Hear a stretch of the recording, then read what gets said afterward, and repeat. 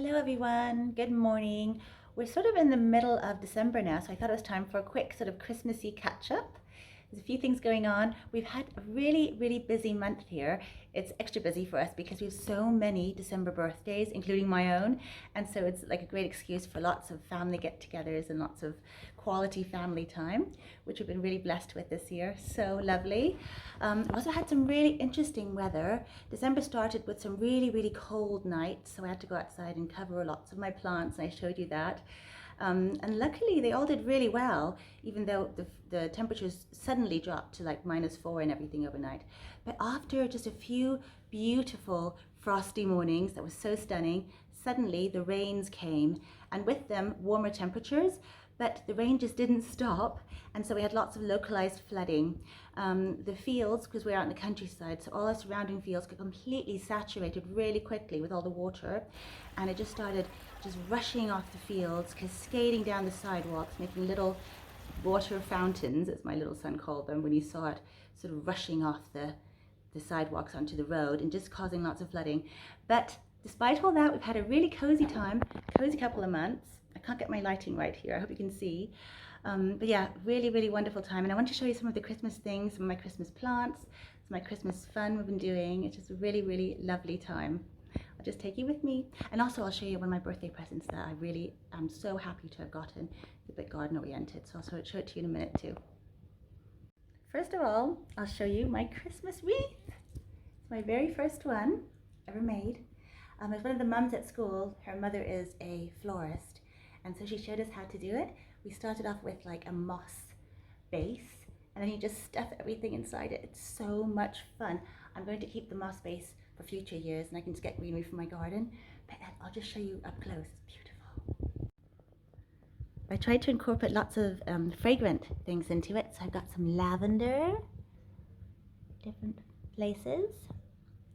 And I also have some rosemary. You might have noticed there's some rosemary here. And also, yeah, the feathers. Someone brought some feathers, which I thought were really nice. So, yeah, it was really simple. Once you got the moss base down, you just stuff things in and pin them in. And so much fun, and such a really festive thing to have greeting you at your door when you come home after a long day. And it smells of Christmas too, with all the herbal scents that come off it. So that was so much fun to make. Really good evening. We also went to the cutest garden centre where I found this sweet Christmas tree that I want to use as a sort of centerpiece. So tiny, it will fit right in because we haven't got that much space around the table.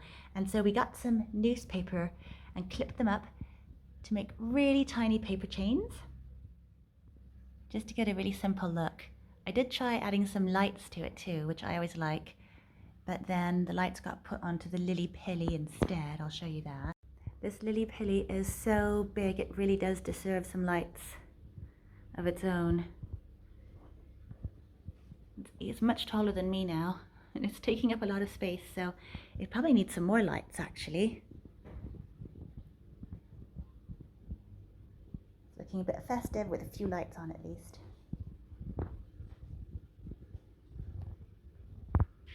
It has to overwinter indoors because it's just not frost hardy, and so you might as well enjoy it and make it look a bit Christmassy.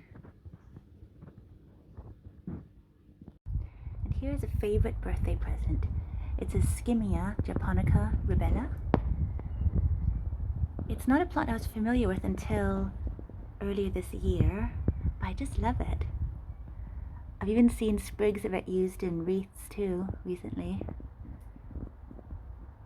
So nice. And it just keeps on flowering until spring. Here's the name tag. Next to it is a really cute, very useful Christmas tree. It is a little rosemary shaped into a Christmas tree. I absolutely love it. And I can just plant it out into the garden later on and continue using it, and then just shape it up in time for next Christmas as well. I thought it was such a nice idea to have a really useful, edible Christmas tree.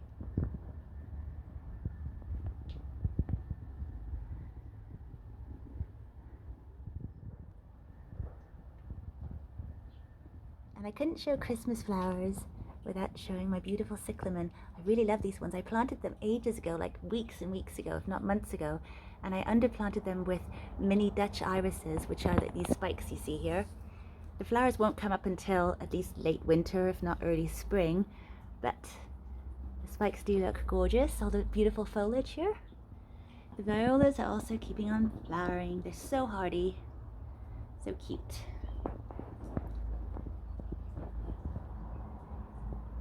And very cheerful. And the final thing I wanted to show you is a birthday present I got. It was a set of these mini greenhouses. They're a lot larger than the lantern I was using, a lot taller as well, so I can fit little lychee seedlings into them nicely. And they'll really help me when I start trying to grow some little seedlings. They'll just give like a nice warm environment, protected environment. My house is really quite cold. We keep it to about 18 degrees Celsius, so not really cold, but definitely not warm enough for germination or really sustaining tropical plants very happily.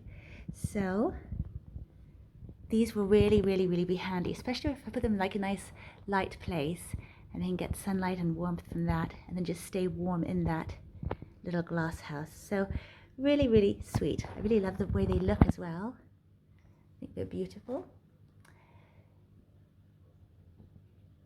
So I'll just show you, I've got 2 of the lychee seedlings here, and they weren't doing that well, so I think it's really good that I've got these little new homes for them. And I'll just be obviously checking out how they can fit in here. I might have to repot the little lychee seedlings at some point. You can see they're getting quite crispy and just not being very happy. Also, I think it was just too dry for them. So putting them in this kind of environment will keep them cold. And look how cutely they fit in there, nice and snug. And then the other one is taller, so they can easily stay in there until spring and then go outside again. Of course, next year they'll be too big if they manage to survive, but I think once they get older, they get stronger too. So yeah, it's just gonna be a really good thing to use for little tender plants, I'm hoping. And I think they're so decorative as well. So that was just a few things I wanted to share with you. Hope you're having a lovely December month. Here's my poinsettia as well. This is a cutting from my mother plant, like a great big plant that was 5 years old by the time I had to give it away because it was too big. It's looking very Christmassy. I've done some videos on how to get them to turn red in time for Christmas, and I really do enjoy the process. I also turned my mother-in-law's one red and gave it back to her, so lots of fun. She was really pleased with it because it was so big by the time I gave it back to her. But yes, hope you're all having a really blessed, wonderful December month. And I'll see you soon. Until then, bye for now.